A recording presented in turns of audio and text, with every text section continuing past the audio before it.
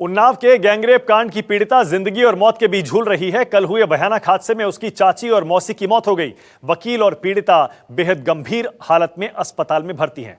आज ये मामला लोकसभा में भी उठाया गया। हादसे पर साजिश के बादल मंडरा रहे हैं।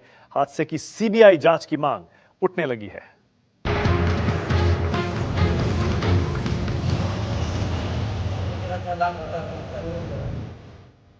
ये उस भयानक हादसे की तस्वीर है जो यूपी के रायबरेली के गुरबख्शगंज इलाके में हुआ।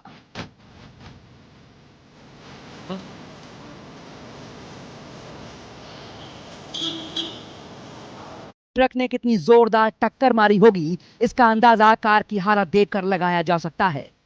हादसे में कार में सवार 2 महिलाओं की मौत हो गई, जबकि 2 लोग गंभीर हालत में जिंदगी के लिए अस्पताल में संघर्ष कर रहे हैं।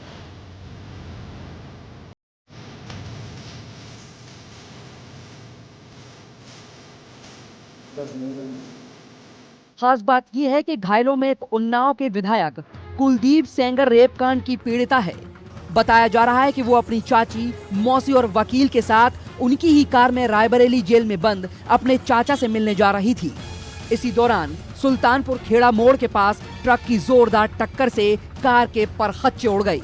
इस हादसे में रेप पीड़िता की चाची और मौसी की मौत हो गई, जबकि वो और उसके वकील बुरी तरह से घायल हो गए।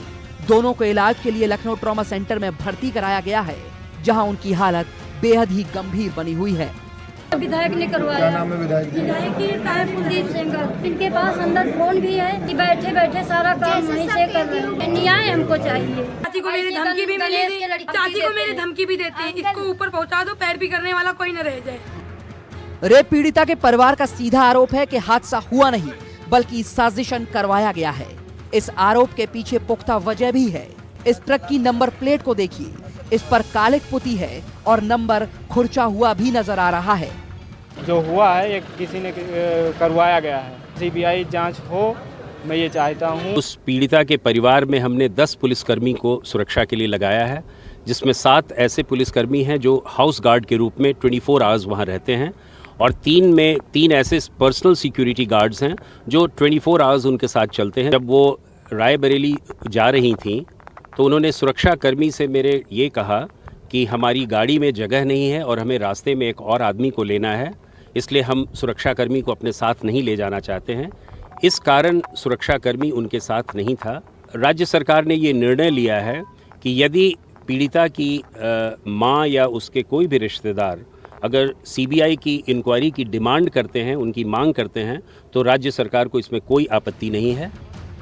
इस हादसे को लेकर बीजेपी विधायक कुलदीप सेंगर सीधे तौर पर आरोपों के घेरे में हैं, जो खुद रेप के आरोप में जेल में बंद हैं।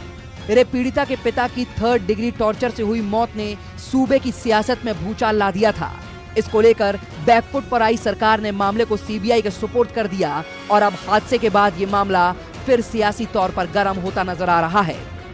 मंत्री जी से कहूंगा, जो उन्नाव में घटना हुई वो भी तो सोचिए। अरे माननीय सदस्य प्लीज। एक बेटी के साथ हुई है, एक बेटी के साथ क्या हुआ है? माननीय सदस्य प्लीज। उन्नाव से कि रेप पीड़िता जा रही थी, आज से ट्रायल शुरू था इलाहाबाद में, गवाह पेश होने थे।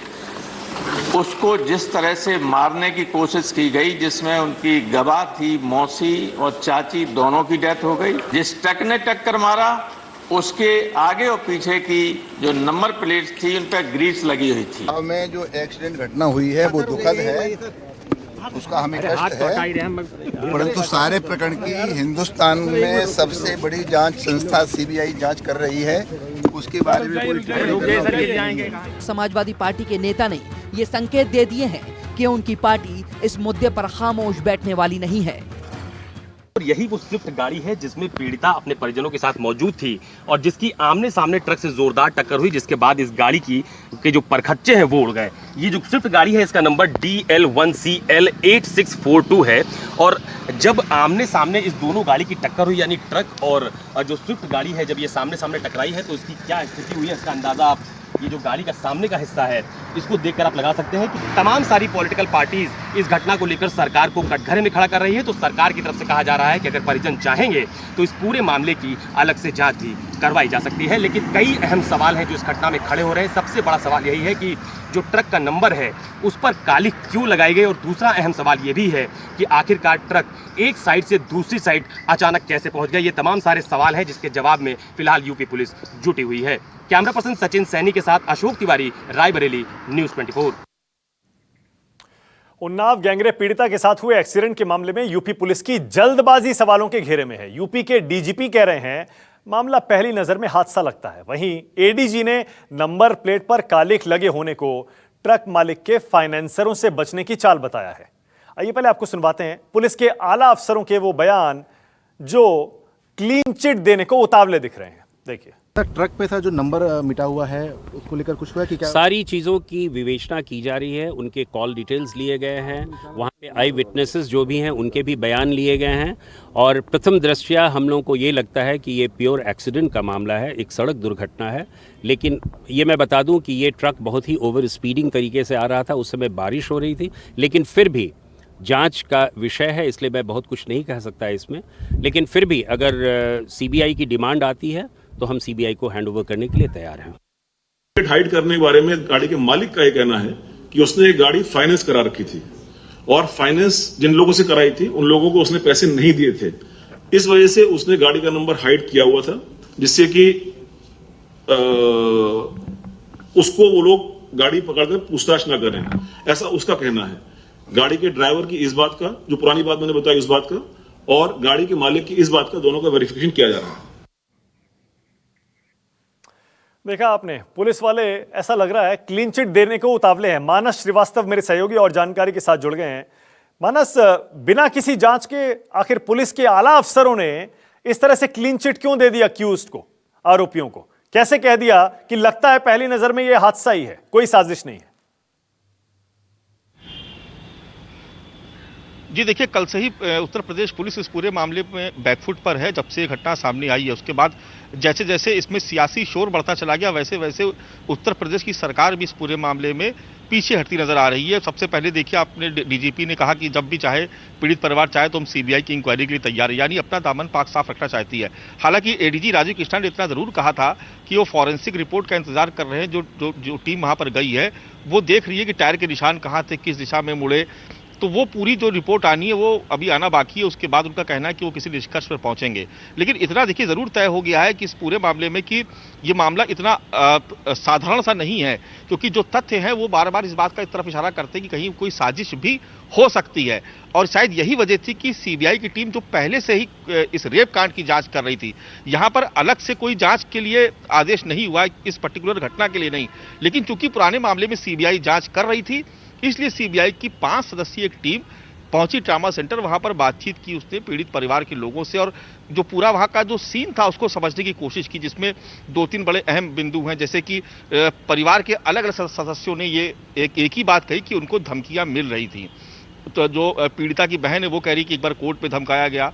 इसके अलावा जो उनकी जो पीड़िता की माँ है वो साफ तौर पर कह रही है कि विधायक के जो लोग थे वो उनको धमका रहे थे केस वापस लेने के लिए। तो एक ये बड़ा एक अहम सवाल है। दूसरा ये कि जब दिल्ली से वो पीड़ित परिवार यहाँ पर आया, चुकी है जो पीड़ित महिला थी ये दिल्ली में शिफ्ट कर गई थी। यहाँ पर उसको कहना था कि उसको धमकियां मिल रही थी, इसलिए यहाँ पर उसकी जान को खतरा था। हालांकि पुलिस दावा कर रही सुरक्षा पूरी थी, लेकिन अब आप देख रहे हैं कि सुरक्षा होने के बाद भी क्या परिणाम हुआ। आखिर वो सुरक्षा कर्मी कल साथ में क्यों नहीं थे? अगर किसी को सुरक्षा मिली हुई और वो मना भी कर रहा है तो भी सुरक्षा कर्मियों का क्या फर्ज बनता है कि वो साथ में रहे या फोर्स करे कि आप या तो लिखित में दीजिए, बिल्कुल सही कह रहे हैं, जाने देंगे। बिल्कुल सही कह रहे हैं आप मानस। सुरक्षा कर्मी साथ क्यों नहीं थे, इस पर बड़ा सवाल है। हालांकि पुलिस कह रही है कि लड़की ने और उसके परिवार ने सुरक्षा कर्मियों को साथ ले जाने से इनकार कर दिया था। लेकिन बिल्कुल सही कह रहे हैं आप, ऐसे में जिम्मेदारी सुरक्षा कर्मियों की बनती है, क्योंकि अगर सुरक्षा का कोई खतरा है तो फिर पुलिस वालों को जोर देकर कहना चाहिए था कि आपको अकेले नहीं जाना चाहिए। हमारे साथ ही रहिएगा मानस, क्योंकि समाजवादी पार्टी के अध्यक्ष अखिलेश यादव ने भी मांग की है कि उन्नाव गैंगरेप के आरोपी विधायक को यूपी से बाहर दूसरे राज्य में शिफ्ट किया जाए, जिससे पीड़िता को न्याय मिल सके। समाजवादी पार्टी नेता अखिलेश यादव में से 2 सवाल। वो महिला जो है अस्पताल में जीवन और मौत के बीच जंग लड़ रही है, न्याय मिले और निष्पक्ष जांच हो। अधिकारियों की वो भाषा नहीं बोलनी चाहिए जो सरकार बुलवाना चाहती है। अधिकारियों को निष्पक्ष होकर के जांच करनी चाहिए और दोषियों के खिलाफ कार्रवाई होनी चाहिए। ये घटना क्यों हुई और गनर क्यों नहीं था, इसकी भी जांच होनी चाहिए। लेकिन डीजीपी कुछ और बयान दे रहे हैं, वो बोल रहे हैं कि एक्सीडेंट मात्र था ये, इसमें कोई सैबोटेज वो नहीं देख। सिटिंग हाई कोर्ट के जज अगर जांच करें और SIT बन जाए, हाई कोर्ट जज मॉनिटर करें तो शायद उसको न्याय मिल सकता है। और विधायक अगर जेल में ही बने रहेंगे उत्तर प्रदेश में तो कैसे न्याय मिलेगा? सरकार को पहला फैसला लेना चाहिए, उन विधायक जी को किसी उत्तर प्रदेश के बाहर की जेल में भेजना चाहिए। लेकिन सर वो विधायक तो बीजेपी में भी हैं और सांसद भी चुनाव के नतीजे के बाद मिले। भारतीय जनता पार्टी बहुत आदर्श वाली पार्टी है, इसीलिए विधायक हैं उनके, अभी तक पार्टी से नहीं निकले हैं। और सांसद तो इसलिए धन्यवाद देने गए होंगे, हो सकता है भारतीय जनता पार्टी का निर्देश रहा हो कि जिन्होंने जिताया कम से कम उन्हें तो धन्यवाद दे दो आप। तो कल सर आखिरी सवाल ये कि अमित शाह जाते हैं और कहते हैं कि यूपी में जो है प्रशासन बिल्कुल ठीक ठाक है, law and order control. Home ministry के अगर आंकड़े देखें पिछले 2 महीने के, उत्तर प्रदेश में लगभग 1000 हत्याएं हुई हैं, 1000 बलात्कार हुए हैं। अगर ये आंकड़े अच्छे लगते हैं तो हो सकता है कानून व्यवस्था अच्छी हो। बात करें तो साफ तौर पे अखिलेश यादव कह रहे हैं कि यूपी में कानून व्यवस्था साफ तौर पे बिगड़ी हुई है। कैमरामैन मसान सिंह के साथ मनीष कुमार, न्यूज़ 24 दिल्ली। न्यूज़ 24 से बातचीत करते हुए अखिलेश यादव साफ कह रहे थे सबसे पहला काम सरकार को यह करना चाहिए कि इस गैंगरेप कांड के आरोपी विधायक को यूपी से बाहर शिफ्ट करना चाहिए। पीड़िता के चाचा ने कल हुए हादसे को सीधे सीधे साजिश बताया है और सीबीआई की जांच की मांग की है। जरा उनकी भी बात सुनिए। अच्छा, जैसे परिवार के तमाम सारे लोग ये आरोप लगा रहे हैं कि लगातार धमकियां दी जा रही थी इस पूरे मामले में, जो आरोपी। ये बात सही बात है। हाँ, यहाँ आके पी खा के भी धमकी यहाँ देते हैं सब। हाँ, अब यहाँ कोई देख रहे आदमी उदमी है नहीं कोई इनके घर पर देखभाल करने के लिए, जो भी आए पी के यहाँ धमकी देते हैं। यहाँ हाँ, धमकी तो बराबर मिलता है लोगों को। हाँ, तो ये बताइए कि चूंकि पूरे मामले की पहले से सीबीआई जांच चल रही है, ये जो घटना हुई है जिसमें परिवार के 2 लोगों की मृत्यु हो गई है, इसको आप लोग किस तरह से देख रहे हैं? घटना मान रहे हैं इसको? इसको साहब जी घटना नहीं मान सकते, इसको कोई साजिश ऐसी में। हाँ, ये कोई कराया गया है, वो तो दाहिने साइड में जा रहे हैं, उसके बाद ऐसे कांड हुआ है। अब कोई देखभाल करने वाले है नहीं, अब कुछ भी, अब हम क्या कर सकते हैं? तो आप लोग इसमें किसी तरह की जांच की मांग करते हैं, या जो प्रशासन कह रहा है कि इसकी जांच अगर आप लोग चाहेंगे अलग तरह से कराना तो वो भी कराने को तैयार हैं? हाँ जी, हाँ, हम भी ये जांच करने के कह रहे हैं कि सीबीआई जांच होगी। इसको पहले जांच किया जाए, सीबीआई जांच होगी। मतलब ये जो कार एक्सीडेंट हुआ है इसकी सीबीआई जांच की मांग कर रहे हैं? हाँ जी, इसके मांग कर रहे हैं हम कि इसको जांच किया जाए सीबीआई को। ये माखी गांव में जो पीड़िता है उनके चाचा हैं, जिनका ये कहना है कि कल सुबह जब लोग यहाँ से पूरे परिवार के लोग अपने चाचा से मुलाकात करने के लिए रायबरेली के रवाना हुए तो उस वक्त यहाँ पर सिक्योरिटी में जो गारद के लोग मौजूद हैं वो मौजूद थे, 2 जो महिला पुलिसकर्मी है वो मौजूद थी, और उसी समय वो लोग इस गाड़ी से यहाँ पर निकले। लेकिन सबसे अहम सवाल जो उनके चाचा की तरफ से उठाया जा रहा है कि जो कार एक्सीडेंट हुआ है जिसमें ट्रक और कार की भिड़ंत हुई है, ये घटना नहीं बल्कि एक साजिश है और इसकी वो जाँच की मांग भी कर रहे हैं। कैमरा पर्सन धर्मेंद्र साहू के साथ अशोक तिवारी, माखी, न्यूज़ 24।